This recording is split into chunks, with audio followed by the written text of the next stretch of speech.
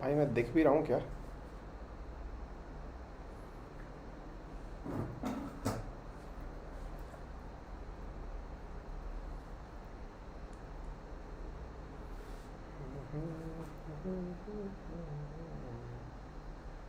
Oh yes, we are live.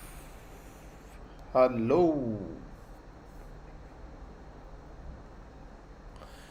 नमस्कार, आदाब, सत श्री अकाल, गुड इवनिंग मेरे प्यारे दोस्तों। आ गया है आपका होस्ट एंड दोस्त अंकित अवस्थी लेकर के रियल न्यूज एंड एनालिसिस, देश और दुनिया की तमाम खबरों को अपने साथ समेटे हुए हम हाजिर हैं। आइए साथियों, शुरुआत करते हैं आज के सेशन की। सेशन को जल्दी से शेयर कर दीजिए और जानना शुरू करिए कि क्या कुछ खास है देश और दुनिया में आज के दिन। शुरुआत की ताज़ा खबरें बन रही हैं पड़ोसी मुल्क चीन से। यहाँ के विदेश मंत्री पाकिस्तान के साथ अच्छी अच्छी बातें बतला करके इंडिया की यात्रा पर आ चुके हैं। सेशन की शुरुआत में जानकारी प्राप्त करेंगे किस प्रकार से खास है वांग वी की भारत यात्रा, क्योंकि ये इंडिया में है। ठीक इसी प्रकार से हाल ही के अंदर माइक्रोसॉफ्ट ने कहा है कि उसके ऊपर सिक्योरिटी ब्रीच हुआ है। सिक्योरिटी ब्रीच का मतलब ये हुआ कि किसी ने माइक्रोसॉफ्ट के डेटा को चोरी कर लिया, और तो और कंपनी का नाम तक बताया गया जिसका नाम है लैप्सस। कहा गया है कि लैप्सस नाम से कोई हैकर्स का ग्रुप है जिसने ना केवल माइक्रोसॉफ्ट बल्कि बहुत बड़े बड़े ब्रांड्स का डेटा चुरा लिया। खुद कंपनी ने इस बात को स्वीकार किया। आज के सेशन में हम चर्चा करेंगे कि क्या आपका तो डेटा कॉम्प्रोमाइज़ नहीं हुआ है, और अगर हुआ है तो किस प्रकार से उससे बचा जाए, क्या है कहानी पूरी, किस प्रकार से सिक्योरिटी ब्रीच होती है, किस प्रकार से ये जान लेना महत्वपूर्ण है। आइए चर्चा करते हैं सबसे महत्वपूर्ण जानकारियों के अंदर। इसी के साथ साथ भारत ने हाल ही में एक मुकाम हासिल किया है। मुकाम ये कि भारत ने 400 अरब डॉलर के एक्सपोर्ट का लिमिट क्रॉस कर दिया है, यानी कि 400 बिलियन डॉलर का हमने व्यापार का लक्ष्य पूरा किया है। कितना खास है यह शब्द सुन लेना, आज के सेशन में चर्चा करेंगे, काफ़ी ज़्यादा महत्वपूर्ण है।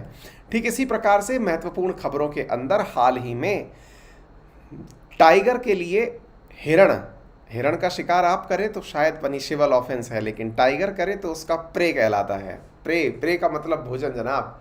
हाल ही में एक ऐसी टेक्नोलॉजी चर्चा में आई जिसको कहते हैं अफ्रीका की बोमा तकनीक, जिसके माध्यम से हिरणों को निकाल करके राजस्थान के ही एक और टाइगर रिजर्व में भेजने के लिए अपनाया गया है। क्या है यह तकनीक, आज के सेशन में चर्चा करेंगे। इसी के साथ साथ बंगाल के वीरभूम में हाल ही में हिंसा भड़की, जिसमें लगभग 8 से 10 लोगों की जान चली गई। चर्चा करेंगे किस प्रकार से यह घटनाएं रोकी जा सकती हैं, किस प्रकार से सांप्रदायिक सौहार्द, क्योंकि ये एक अपने आप में एक बहुत बड़ा इशू बन चुका है, आज के सेशन में चर्चा करेंगे। इसी प्रकार से अन्य महत्वपूर्ण खबरें जो कि आपके अन्य exams, single day, one day exams के लिए उपयोगी हैं, जिनमें से वर्ल्ड वाटर डे हाल ही में 22 मार्च को मनाया गया। बीएनपी परिबास ओपन टूर्नामेंट 2022 आयोजित किया गया। सरदार बर्डी मुखादेव तुर्कमेनिस्तान के नए राष्ट्रपति चुने गए। भारतीय अर्थशास्त्री जयति घोष को संयुक्त राष्ट्र के सलाहकार बोर्ड के सदस्य के रूप में नामित किया गया। एन वीरेन सिंह ने दूसरी बार मणिपुर के मुख्यमंत्री की शपथ ली। नवा भारत सेशल्स संयुक्त सैन्य अभ्यास, जिसका नाम है लामित्य, हाल ही में शुरू हुआ है। अपतटीय गश्ती जहाजों की श्रृंखला में 5वां ICGS सक्षम कमीशन किया गया। Indian super league Hyderabad FC ने हाल ही में अपनी पहली ट्रॉफी जीती है। विश्व क्षय रोग दिवस 24 मार्च को मनाया गया और एबल पुरस्कार अमेरिकी गणितज्ञ डेनिस P. सुलिवन को दिया गया। इन तमाम खबरों की जानकारी के लिए तैयार हो जाइए, सेशन को शेयर कर दीजिए और जानना शुरू करिए क्या कुछ खास है हमारे पास। खबरों के अंदर खास तो सबसे पहली बात यह है कि यदि आप मेरा रेफरल कोड अंकित 10 यूज़ करते हैं तो अनअकैडमी का कोई भी सब्सक्रिप्शन आप परचेज करें, उस पर 10% का डिस्काउंट आपको इमीडिएटली प्राप्त होता है। लेकिन इसके साथ साथ आपको एक अतिरिक्त बात भी याद रखनी चाहिए, और वो ये है कि सेशन को शेयर करना भी सबसे ज़्यादा कंपलसरी चीज़ों में से एक है, क्योंकि सेशन शेयर करने से मुझे ऊर्जा मिलती है जब आप और हम मिलकर के सेशन शेयर करते हैं। तो सभी को पास ये सूचना होती है कि हाँ, क्लासेस रेगुलर चल रही हैं। चलिए तो बढ़ते हैं आगे की तरफ और जानना शुरू करते हैं कोई खास ऑफ़र। तो ऑफ़र ये है कि यूपीएससी कैटेगरी के अंदर अनअकैडमी पर 20% ऑफ दिया जा रहा है इस समय तमाम कोर्सेज़ के ऊपर। आज के सेशन में चर्चा करेंगे और भी बहुत सारी खास बातों की, जैसे कि इस रविवार को हमारे द्वारा एक टेस्ट लिया जाएगा। इस टेस्ट में पार्टिसिपेट करने वाले विद्यार्थियों के बीच में लगभग 15 करोड़ के पुरस्कार वितरित किए जाएंगे। यदि आप भी चाहते हैं उनमें से एक बनना तो सेशन को जरूर ज्वाइन करें। टेस्ट है, फ्री टेस्ट है, कॉम्बैट टेस्ट है। रेफरल कोड है अंकित10। कंटेंट के लिए आप अंकित अवस्थी सर नाम से टेलीग्राम को ज्वाइन कर सकते हैं। आज का मोटिवेशन है, you don't gain all your weight in one day, you want loss it in one day, be patient with your self. हाँ भाई, मोटे लोगों के लिए कहानी है ये। वज़न ना तो एक दिन में बढ़ता है, ना ही एक दिन में निकाला जाता है। आप में से बहुत सारे लोग मुझसे लगातार पूछ रहे हैं ना कि सर आपका वज़न कम कब होगा, कम कब होगा, बता दिए हम कब कम होगा। समझे? वज़न एक दिन में ना तो कम होता है, ना एक दिन में बढ़ाया जाता है। जोक्स अपार्ट, इसका एक लिटरल मीनिंग भी है। लिटरल मीनिंग ये है कि आपके पास में जितनी भी प्रकार की बुराइयां हैं वो एक दिन में ना तो गहन की जाती हैं और ना ही छोड़ी जाती हैं। इसलिए कभी कभी आप में से कुछ विद्यार्थी इस तरह की बात कहते हैं कि सर मैंने आज से नियम बनाया है कि रोज़ सुबह 4 बजे जग के पढ़ूंगा। अगले दिन सुबह 4 बजे जगह से बैठने के लिए लेकिन पूरे टाइम झपकी लेता रहा। सर मैं उससे अगले दिन भी 4 बजे जगा, लेकिन फिर भी मेरे साथ यही हालत रही। सर मैं क्या करूं? मैं अपने आप को कह तो दिया था कि 4 बजे जगूंगा, लेकिन कर नहीं पाया। कोई सॉल्यूशन बताइए। बहुत से विद्यार्थियों की ये शिकायत होती है। सॉल्यूशन ये है जनाब कि जिस प्रकार से आपने सुबह सोने की आदत डाली हुई थी वो एक दिन में ख़त्म नहीं होने वाली है। लगभग आप 21 दिन तक प्रयास करिए, तब जाकर के कोई भी हैबिट आपकी प्रॉपर हैबिट बन करके निकल कर आती है। ठीक है, 21 डेज लगते हैं सामान्य किसी व्यक्ति को अपनी किसी भी दिनचर्या के परिवर्तन में। इसी प्रकार अगर आपकी कोई बुरी हैबिट लग चुकी है, उसके छोड़ने के लिए भी आपको ऐसे ही निरंतर प्रयास करना पड़ेगा, तब जाकर के कहीं कोई मनोवांछित फल आपको मिल करके तैयार होगा। ठीक है, चलिए अब ज्ञान देना शुरू करते हैं। बहुत हुआ बातचीत। मेरे साथ में उपस्थित हैं मेरे तमाम साथी। मेरे साथ में उपस्थित हैं आरोही, बीरबल, बिट्टू, सुहानी, अंजब, हर्षवर्धन, कार्तिकेय, अलका, प्रज्ञा, कमलेश, बबीता, अंकित, धनल कोटी, बिट्टू, राजपूत चौहान, धनंजय, अतुल प्रशांत, आकाश, बीरबल, मुलायम, क्रेडिट चैनल, आकाश, बिट्टू, तमाम साथियों को वेरी गुड इवनिंग। सेशन को जल्दी से शेयर कर दीजिए। थोड़ा आराम से पढ़ाऊंगा आज मैं। आराम से पढ़ाने के पीछे खास वजह है क्योंकि आप लोगों की जिद के कारण ये सेशन शुरू तो कर दिया गया है, लेकिन भाई साहब इस समय तक हालत बहुत बुरी ख़राब हो लेती है ना, कि मतलब वो जो अंदर से एनर्जी आती है ना पढ़ाने की, वो एनर्जी आप ही सब लोगों से बातचीत करके आ जाए तो आ जाए, अदरवाइज़ तो थकान भाई साहब इस समय एकदम कमर तोड़ हो रखी होती है। लेकिन हम लोग पूरे जोश के साथ में इस सेशन को करेंगे।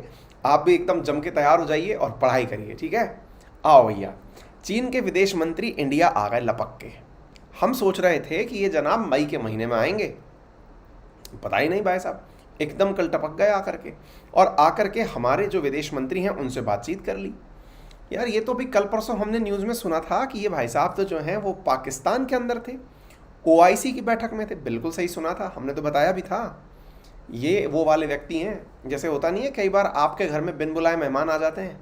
बिन बुलाए मेहमान आते हैं, आप उनसे पूछते हैं भाई साहब कैसे आना हुआ, तो कहते हैं पड़ोस तक आए थे, सोचा कि आपके घर भी मिल चलें, हालचाल पूछ चलें।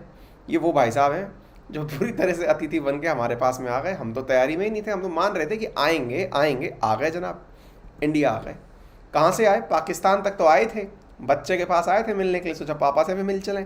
तो भाई साहब ये हमारे पास आ चुके हैं, और आने के बाद में इन्होंने प्रॉपर तरीके से बातचीत करना भी शुरू किया। भारत के विदेश मंत्री के साथ बातचीत करी इन्होंने आकर के, NSA अजित डोभाल जी जो हैं उनके साथ बातचीत करी। लेकिन साहब सबने सिंपल सी बात कही कि जनाब देखिए, जब तक बॉर्डर्स पर टेंशन है तब तक हमारी आपसी टेंशन कैसे कम हो सकती है। और दूसरा, आप अपने भाईजान के पास बैठ करके जिस प्रकार से कश्मीर के पक्ष में बात अलाप के आए हैं ना, वो थोड़ा ठीक नहीं जमता है सर। थोड़ा सा संभालिए इस चीज़ को। कारण ये है कि आप वहाँ जा कर के चर्चा करिए आए, कश्मीर के पक्ष में आप थोड़ा सा भाषणबाजी दे आए, आप भावनाओं में बह गए। पाकिस्तान ने बुलाया, उसकी तो आदत ही यही है, उसको तो फुटेज चाहिए, अपनी सरकार बचानी है, और आप खामखा लपेट लिए। चाइनीज़ मिनिस्टर जो है वो चाहते तो ये हैं कि भारत के साथ उनका नॉर्मल व्यवहार हो जाए। दिल्ली ने कहा कि जनाब बात ऐसी है कि बॉर्डर पर टेंशन है, जब तक व्यवहार कैसे सिंपल होगा आप बताएं। तो एक प्रकार से इनके आने पर हमने इनको वैसा ही एक तरह से ट्रीटमेंट दिया जैसी कि हमको उम्मीद थी इनके आने पर कुछ करने की। आपको मालूम होना चाहिए, ये मैंने सारे सेशंस आपको करा रखे हैं, कल और परसों मैंने दोनों दिन सेशन कराए हुए हैं, आप देख सकते हैं, वाईफाई स्टडी 2.0 पर पड़े हुए हैं, आप इन्हें देख सकते हैं, क्योंकि इनके बयानों पर भारत ने तीखी प्रतिक्रिया दर्ज की थी। इसी बीच में वांग वी जो है ना, ये अफगानिस्तान की यात्रा भी करी है भाई साहब, और अफगानिस्तान की यात्रा करके तो उन्होंने गजब ही कर दिया।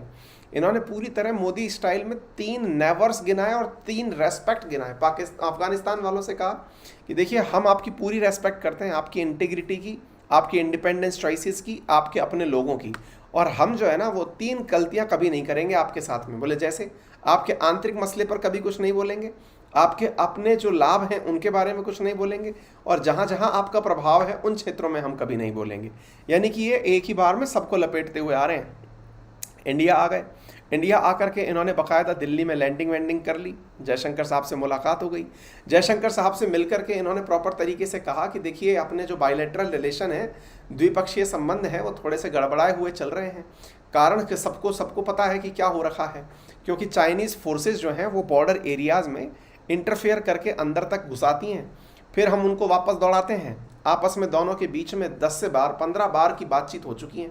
15 बार भारत और चीन की सेनाएं आपस में बैठ करके तब से ही लद्दाख के अंदर जो पेंगोंग सो लेक वाला जो इशू था उसको लेकर के बातचीत कर चुके हैं, लेकिन अभी तक कुछ भी रिजॉल्व होता हुआ दिखाई नहीं दे रहा है। एस जयशंकर साहब ने कहा कि हमें मालूम है कि आपने जो बातें वहाँ पे की थी उन बातों को हम सुन चुके हैं कि आप किस प्रकार से उनके राग में राग अलाप रहे थे। तो हमारे रिलेशनशिप जब तक नॉर्मल नहीं होंगे, जब तक कि बॉर्डर पर स्थिति नॉर्मल नहीं हो जाती, ऐसा एस जयशंकर साहब ने कहा। बाकायदा उन्होंने प्रेस कॉन्फ्रेंस में इन बातों को दोहराया। एक बार के लिए आप भी सुन लीजिए कि क्या था। The situation in the border areas. Regarding the Siddhant, your question on terrorism from Pakistan, it did come up in terms of my sharing with him what is an Indian view of the concerns that we have in respect of Pakistan, and of course what were some of the positions taken during the OIC meeting. On the Afghanistan meeting which the Chinese are convening, which I believe, no, they did not, they have not invited us. हम content पढ़ाने लग रहे हैं, बच्चे कह रहे हैं sir आप हमारा नाम नहीं लेते हैं। अदिति का नाम ले लिया है, एक विद्यार्थी कह रहे हैं सर प्रयागराज आइए। बिल्कुल साहब, आप सबकी मनोकामनाएं जल्दी पूरी करेंगे, सब जगह की यात्राएं फिर से शुरू होंगी, लेकिन जब तक पढ़ाई हम यहाँ से बैठ के कर रहे हैं करते रहिए आप लोग भी, है ना। पढ़ते समय बीच में काहे को तफरी ले रहे होते हैं। हाँ जी, तो अब सवाल पूछा गया इनसे कि साहब जयशंकर साहब से कि साहब एक बात बताइए, चीन वालों को जो भारत का क्वाड है ना वो थोड़ा सा पसंद नहीं आता है, क्या वो कुछ बोले क्या क्वाड के बारे में? बोले क्यों? बोले क्वाड के बारे में शी जिनपिंग कहते रहते हैं कि ये एक्सटेंडेड नाटो है, नॉर्थ एटलांटिक ट्रीटी ऑर्गेनाइजेशन की तरह। अमेरिका के समर्थन में भारत, ऑस्ट्रेलिया और जापान ने मिलकर के क्वाड का निर्माण किया है। कुछ बोले क्या वो इस बार कि क्वाड के लोग ऐसे और क्वाड के लोग वैसे? कुछ बातचीत हुई क्या? कोई बातचीत नहीं हुई। भारत ने कहा कि कोई डिस्कशन हमारा क्वाड को लेकर के नहीं हुआ है। हालांकि ये लोग जो है वो क्वाड को अपने आप में एक अपनी चुनौती मानते हैं और उनका कहना है कि क्वाड जो है ना उसका एक तरह से उपयोग नाटो के रूप में अमेरिका करना चाहता है, लेकिन भारत ने भी स्पष्ट रूप से क्लियर कर रखा है हालांकि, और किसी भी प्रकार के इस विषय के ऊपर कोई भी बातचीत नहीं हुई। लेकिन आप पूछेंगे कि क्या सर यूक्रेन विषय के ऊपर कोई बातचीत हुई क्या? बिल्कुल हुई, लेकिन वो बातचीत अपन को बताई नहीं गई है कि बातचीत क्या हुई है। यूक्रेन के मसले पर ये दोनों लोग बातचीत किए हैं। अब क्या बातचीत किए हैं? हो सकता है कि दोनों ने एक प्रकार से बातचीत की हो कि देखा पुतिन के बारे में अपन सही थे, अपन पुतिन का समर्थन कर रहे हैं तो सही चल रहा है मामला एकदम, है ना। अमेरिका नाटो वाटो कुछ नहीं आएगा उसको बचाने के लिए, ठीक है। तो एक प्रकार से इन लोगों के बीच में प्रॉपर तरीके की बातचीत हुई। भारत के जो विदेश मंत्री हैं वांग वी, उन्होंने NSA अजित डोभाल के चीन के जो विदेश मंत्री वांग वी हैं उन्होंने बाकायदा भारत के जो राष्ट्रीय सुरक्षा सलाहकार हैं अजित डोभाल, उनसे भी मुलाकात की। और बाकायदा डोभाल साहब ने चीन के विदेश मंत्री को कहते हैं कि एकदम खरी खोटी स्टाइल में सुना दिया कि सर देखिए मुद्दा सिंपल है कि जब तक हमारे मुद्दे नहीं सुलझेंगे, मतलब एक प्रकार से समझिए कि हमारे बॉर्डर क्राइसिस नहीं सुलझेंगे, तब तक फिर हम कैसे आपके पास आ जाएं, है ना। तो मतलब एक तरह से ऐसी बात है कि एक तरह से दोनों देशों ने अपनी अपनी बातें प्रॉपर तरीके से रखी हैं। वांग वी पूरी तरह से जब घूमने आए थे तो सार्क से मिल चले, लेकिन भारत ने अपनी बातें इनके पास प्रॉपर तरीके से रख दी हैं। चाइनीज फॉरेन मिनिस्टर ने 3 सूत्रीय एजेंडा भारत के समर्थन में सुझाया और उन्होंने कहा कि देखिए, भविष्य में हम लोग मिलकर के द्विपक्षीय संबंधों पर ज़्यादा जोर देंगे, और ये तो भारत हमेशा कहता आया है कि हम तीसरे किसी भी व्यक्ति को मध्यस्थ नहीं बनाते हैं। दूसरी जो बात की गई उनके द्वारा वो ये था कि देश should see each others development with win win mentality. हम लोगों को एक दूसरे के साथ मिलकर के इस प्रकार से काम करना चाहिए कि आप आगे बढ़ें तो हम खुश हों और हम आगे बढ़ें तो आप खुश हों। जैसे आप में से कई बार आपने देखा होगा कि चीन के द्वारा जैसे चांग ई मिशन छोड़ा गया या फिर मार्स पर कोई मिशन छोड़ा गया, कोई सा भी मिशन जब छोड़ा जाता है तो अपन के यहाँ पर एक कन्वेंशन है, आपने नोटिस किया हो कि हम चाइना के द्वारा किए गए किसी भी आविष्कार का बुराई नहीं करते हैं ना। बुराई से मतलब हम ये मानते हैं कि चाइना ने अच्छा काम किया है कि वो इस प्रकार से अंतरिक्ष में जाने की यात्रा कर रहा है, और हमारी क्लास ने तो बहुत बार इस काम को बहुत अच्छे से किया है। बहुत सकारात्मक रूप से हमने प्रतियोगिता जो है वो चीन से ली है। तो वांग वी ने भी यही बोला कि देखिए, बात ये है कि सिंपल सी बात है कि दोनों देश जब तरक्की करें तो दोनों एक दूसरे को सकारात्मक मेंटेलिटी के साथ देखें। और तीसरी चीज़ जो इन्होंने बोली वो ये है कि both countries should take part in multilateral process with a cooperative posture. यानी कि अगर हम कहीं पर भी ऐसी स्थिति में हों जहाँ पर बहुत से लोगों के साथ में बैठ करके बातचीत करनी हो, तो हम एक दूसरे के हितों का ध्यान रखते हुए वहाँ पर अपनी बात रखें। जैसे मान लो कि ना, एक मैं मैसेज पढ़ रहा था और वो मतलब बहुत ही सकारात्मक है कि आज भारत के चारों तरफ जितने भी देश जुड़े हुए हैं उन सबके अंदर भारत का कुछ ना कुछ इंटरफेयर जरूर है, चाहे बांग्लादेश हो, चाहे पाकिस्तान हो, चाहे वो श्रीलंका हो। इन सभी मुद्दों को जब तक हम दिमाग में नहीं रखेंगे तब तक अंतर्राष्ट्रीय मंच पर हम अपनी बात को भी सही से नहीं रख पाएंगे, क्योंकि क्षेत्रीयता जो है ना वो भारत के लिए बहुत बड़ा पैमाना हो चुका है, क्योंकि भारत दक्षिण एशिया के अंदर एक बहुत महत्वपूर्ण भूमिका निभाता है। चीन ने भी यही बात बोली कि जब हम किसी भी मल्टीलेटरल प्रोसेस के अंदर भाग लें तो एक दूसरे के सहयोग के साथ हम वहाँ बात करें। जैसे अभी आपने देखा होगा यूएन के केस में हुआ है ना, तो ये आप देख सकते हैं कि किस प्रकार से चाइनीज फॉरेन मिनिस्टर जो है वो आए मीडिया के सामने, बकायदा उन्होंने मतलब बाय बाय किया है। लेकिन इस बीच में हुआ ये कि इनका विरोध भी काफ़ी किया गया है। इनका विरोध किसने किया? इनका विरोध जो है वो मतलब लोग जो बाहर से आए हुए थे उन्होंने इनका विरोध किया। भारत और चीन के ट्रेड के अंदर अगर हम बात करें तो भारत का चीन का इन दिनों जो व्यापार है उसमें काफ़ी ज़्यादा इजाफा देखा गया है। इसके बारे में हमने प्रॉपर तरीके से सेशन भी किया है, और मतलब ये काफ़ी अपने आप में एक बहुत बड़ी बात है। और आप इधर देख सकते हैं कि तिब्बत के जो लोग हैं वो वांग वी की भारत यात्रा का विरोध कर रहे थे। आप देख सकते हैं कि उन लोगों को बाकायदा बस में बिठा करके, अब ये तिब्बत के लोग वो लोग हैं जो कि चीन का एक तरह से प्रतिरोध करने के लिए भारत में उपस्थित हो जाते हैं। और मैं कुछ हद तक ये देखता हूँ कि भारत ने जब से तिब्बत को अपने यहाँ पर शरण दी, बेसिकली तिब्बती लोगों को अपने यहाँ पर शरण दी, तब से भारत और चीन के रिश्ते सामान्य नहीं हो पाए। कहते हैं कि जब दलाई लामा तिब्बत के अंदर वो मतलब वो किए जा रहे थे कि हाँ भाई भविष्य के जो वो होंगे तिब्बती लोगों के धर्मगुरु वो दलाई लामा होंगे, तो चीन ने उनकी नियुक्ति को लेकर के अपना इंटरनल वो किया था, इंटरफेयर। ऐसी स्थिति में वहाँ के तिब्बती लोगों ने चीन के द्वारा किए गए इंटरफेयर को दरकिनार कर दिया। तो चीन ने उनके ऊपर जबरन तरीके से अपनी फोर्सेस भेज करके अपना आदमी धर्मगुरु बना दिया तिब्बत के अंदर। और जो वर्तमान के दलाई लामा हैं वो वहाँ से निकल लिए और वो आ गए इंडिया। और जब से वो इंडिया आए हुए हैं तब से आप ये समझिए कि उनका प्रोटेक्शन करने के चक्कर में चीन हमें इस तरह से लेता है कि भारत ने चीन के आंतरिक मसलों के अंदर इंटरफेयर किया, और उसी वजह से हमारे इसको उसने जब इंटरफेयर कंसीडर किया तो जो 1962 का जो वॉर हुआ उसके पीछे बहुत बड़ा वजह यही माना जाता है कि उस समय तक चीन और भारत जो थे वो हिंदी चीनी भाई भाई की परंपरा से चलते थे। लेकिन दलाई लामा को भारत ने जैसे ही अपने यहाँ पर शरण दी उसके बाद में चीन और भारत के रिश्ते एक दूसरे के प्रति थोड़े खराब हो गए। आज व्यापार तो है लेकिन एक दूसरे पर विश्वास नहीं है। विश्वास से मतलब हम एनी टाइम कोई सामान मंगा तो लेते हैं। आज मैं जिस कैमरे के माध्यम से पढ़ा रहा हूँ शायद वो चाइना में बना होगा, जिस मोबाइल में देख के बना रहा हूँ एप्पल की असेंबली भी जो है आपकी वो इस समय चाइना के अंदर ही हो रही है। कहने का मतलब ये है कि ये सब चीज़ें वो हैं कि आपको कॉपरेशन यूनिलेटरल लेकर के चलना है, सब साथ मिल करके काम करें, ठीक है। इसके बाद में जनाब ये है कि मतलब यहाँ से निकल करके जो है वो नेपाल चले जाएंगे, यानी कि वो पूरी तरह से वो आए ना, एक बार आए तो गली के सभी देश सभी लोगों से मिलकर चले गए, कुछ उस प्रकार से काम कर रहे हैं, ठीक है ना। तो इमरान खान ने कहा कि वो भारत के साथ बातचीत करने को तैयार है अगर 370 को वापस लगा दिया जाए। यानी कि एक चीज़ तो सेट है बॉस कि इमरान खान को भी पता है कि धारा 370 ही था जिसकी वजह से जम्मू कश्मीर की पाकिस्तान के अंदर एक इज्जत थी। भारत ने 370 क्या हटाया, इमरान खान कह रहे हैं कि वो Pakistan is ready to talk with India. तो भाई हम तो तुमसे बातचीत करना ही नहीं चाहते, तुम कौन सी बातचीत करना चाहते हो। कहते हैं कि यदि आपने 370 वापस से रीस्टोर कर दिया तो हम बातचीत को तैयार हो जाएंगे। For now Bajwa is planning to restore Imran Khan status back in Niazi in opposition. मतलब ये है कि साहब एक तरह से ना इमरान खान की सत्ता इस समय संकट में चल रही है। ऐसी स्थिति के अंदर इमरान खान कोई ना कोई तरीके से कश्मीर के बातें बोल बोल करके अपने देश में खुद के प्रति समर्थन जुटा रहे हैं।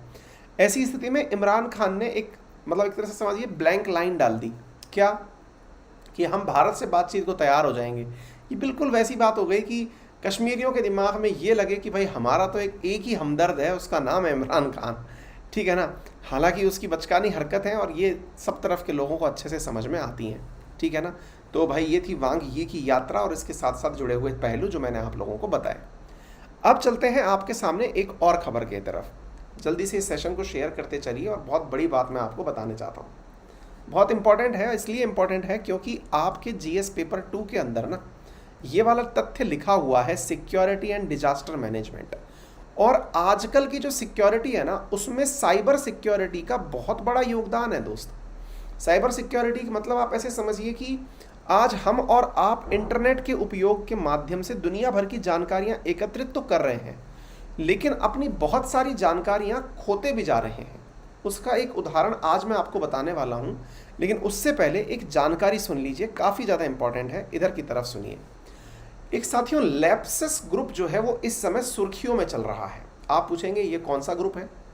साथियों एक ऐसा साइबर क्राइम करने वाला ग्रुप यानी कि हैकर्स का ग्रुप है जिसने माइक्रोसॉफ्ट, ओकला, सैमसंग, तमाम बड़ी कंपनीज जिनका कि अपने आप में माइक्रोसॉफ्ट, सैमसंग, ओकला, एनवीडिया, इन सभी कंपनियों के वेबसाइट को हैक कर लिया।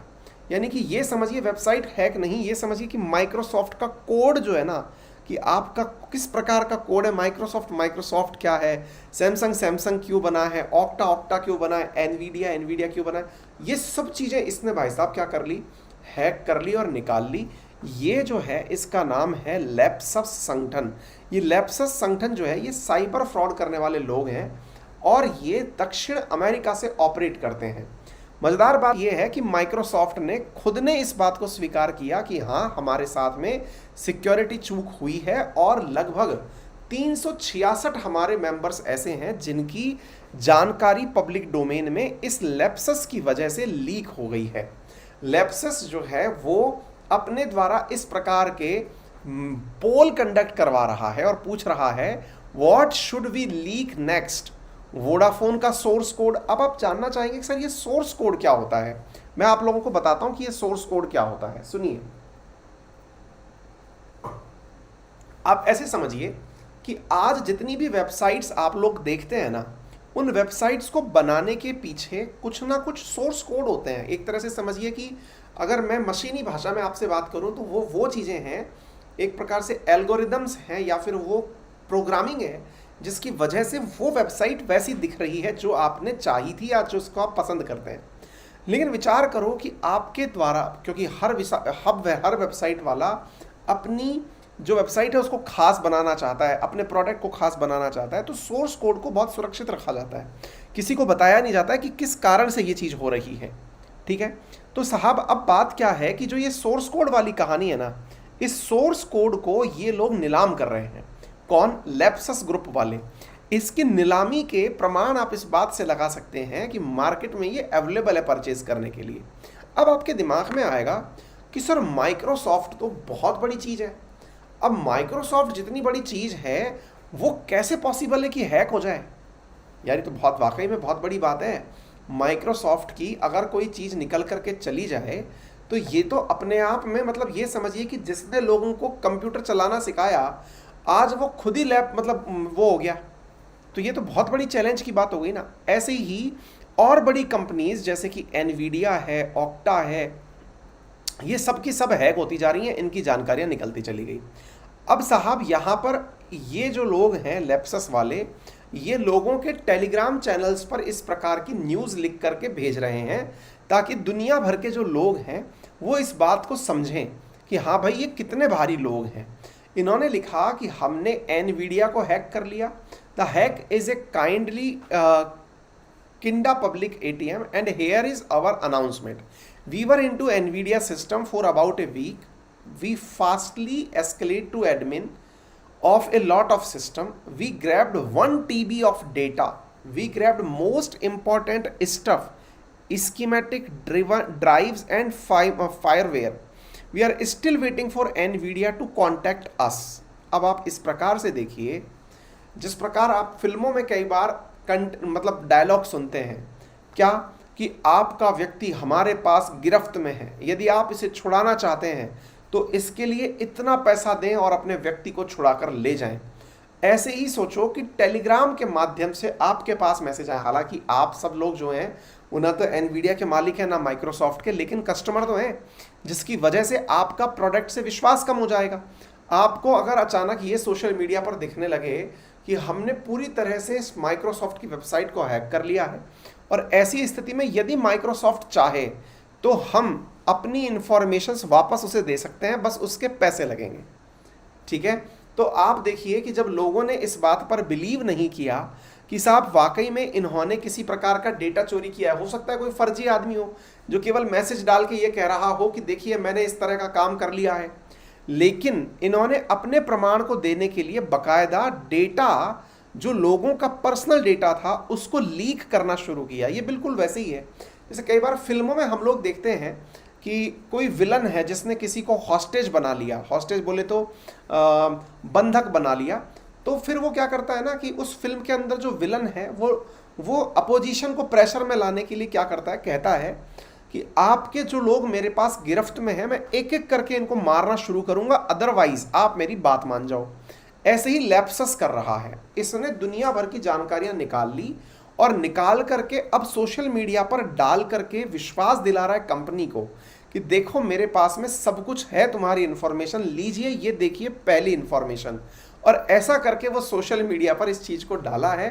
तो ऐसी स्थिति में एक बहुत बड़ी चीज़ निकल करके आई कि साहब ये मानते कैसे होंगे, भाई पैसा चाहिए इनको। सर ये जब पैसा मांगने आते हैं तो क्या उस समय पर हम लोग इनको पैसा जो है मतलब किस तरह से ये लोग धन मांगते हैं कि भाई तुम्हारे पास में जो पैसा है वो हमें दे दो, क्या कैसे कांटेक्ट कैसे करते हैं सर ये लोग? तो इसके पीछे तरीका ये होता है कि ये बहुत ही सिस्टमेटिक तरीके से क्रिप्टो करेंसीज मांगते हैं, क्रिप्टो करेंसी मांगते हैं और अपना लिंक दे के चलते हैं कि ये हमारा लिंक है और आप इस पर धन भेजें और धन भेज करके अपना प्रोजेक्ट हमसे वापस ले लें। ये काम करते हैं लैप्सस टाइप के ग्रुप। ठीक है, अब आपके दिमाग में एक सवाल बनेगा, और सवाल क्या बनेगा, सर ऐसा तो ऑक्टा वालों ने भी लिखा है, देखिए ये ऑक्टा करके कोई कंपनी है, उसने भी यही बात लिखी कि जनाब हमारे साथ तो ये हो चुका है।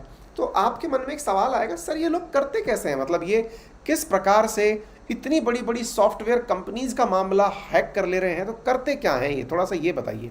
सैमसंग को हैक कर लिया, देखिए सैमसंग ने खुद ने कहा कि उसका जो मैसिव गैलेक्सी हैक हो चुका है, 190 GB का डेटा जो है वो जा चुका है ना, और टेलीग्राम पर डाल दिया गया है।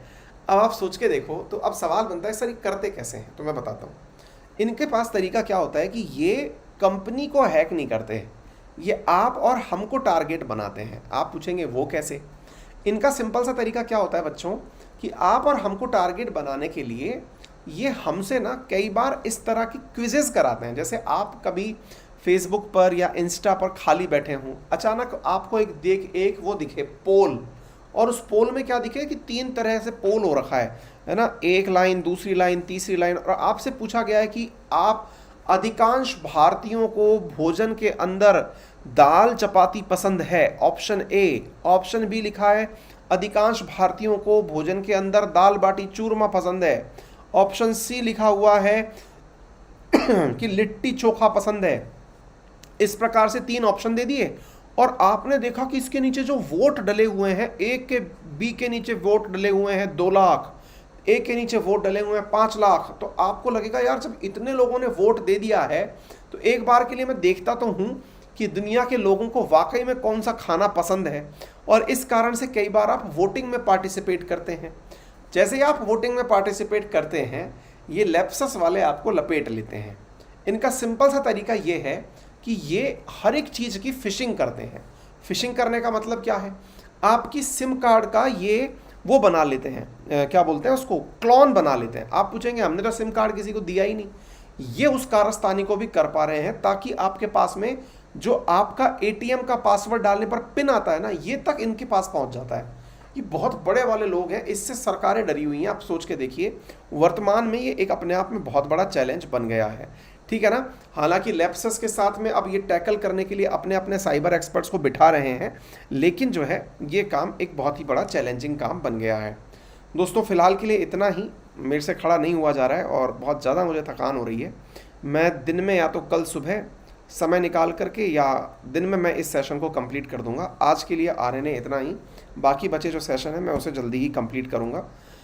इसके अलावा जो जानकारियां हैं उसमें आप लोगों को मैं ये जानकारी दे दूं कि यदि आप में से कोई भी विद्यार्थी किसी भी प्रकार का कोई सब्सक्रिप्शन लेना चाह रहा है तो यूज़ माई रेफरल कोड अंकित 10, जिससे कि आप अनअकैडमी पर 10% डिस्काउंट प्राप्त कर सकें तमाम सब्सक्रिप्शंस पर। और अनअकैडमी पर अभी हाल ही में एक चैम्पियनशिप का आयोजन किया जा रहा है, आप उसमें पार्टिसिपेट कर सकते हैं। 27 तारीख को उसका आयोजन हो रहा है। जिनका मेंस हाल ही में क्वालिफाई हुआ है वो एक टेस्ट, मतलब हमारे द्वारा फ्री इंटरव्यू क्लास चलाई जा रही है, आप उसको ज्वाइन कर सकते हैं।